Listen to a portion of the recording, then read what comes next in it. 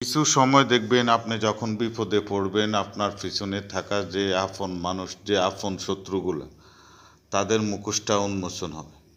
আমি আল্লাহর দরবারে শুকরিয়া জ্ঞাপন করি, আসলে আমি কতটুকু পাপ করছি অথবা আমার পাপ আমার ভিতরে একমাত্র আল্লাহই জানে। কিন্তু আমার বিরুদ্ধে অনেকে অনেক অপপ্রচার চালায়, যেমন দুলালী নাজনীন। সে সর্ব জায়গায় সর্বোত্তম আমার বিরুদ্ধে অপপ্রচার চালাইছে। আমি তার হাজব্যান্ড, সে আমার ওয়াইফ, এই ধরনের আমি তাকে বিয়ে করছি।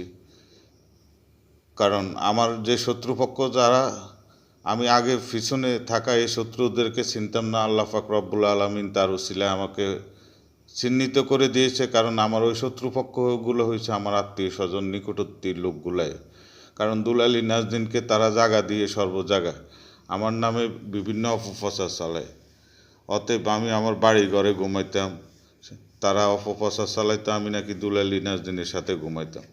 কিছুদিন আগে তার সন্ত্রাসী বাহিনী দিয়ে আমাকে ঠেট অথবা তার হাজব্যান্ডকে দিয়ে সে ঢাকা যে মিথ্যা অভিযোগের কথা বলে আমার কাছ থেকে 50,000 টাকা আত্মসাৎ করছে। ওই অভিযোগটা এনে কিছু লোককে টাকা খাওয়ায় মিথ্যাভাবে আমি নাকি তার বিরুদ্ধে ষড়যন্ত্র করি, এগুলা বলে মিথ্যা বানোয়ার দিয়ে আমাকে পুলিশের হাতে, তার সন্ত্রাসী দিয়ে হামলা করে পুলিশের হাতে উড়ে দেওয়ার পরিকল্পনা করছে।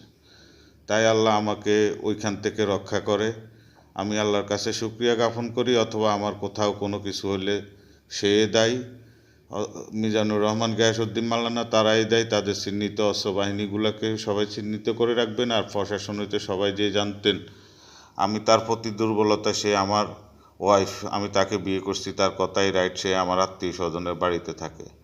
আসলে কিন্তু এটা আমার আত্মীয় স্বজনের লোকে ষড়যন্ত্র করে তাকে রেখে আমাকে সবার কাছে কালার করার চেষ্টা করেছিল। কিন্তু আমি প্রশাসনের কোনো সহযোগিতা অথবা কারো কোনো সহযোগিতা নিতে পারি না, একমাত্র শুধু তার সন্ত্রাসী বাহিনীর কারণে অথবা তাদের জিম্মির কারণে, তাদের অস্ত্র বাহিনীর কারণে।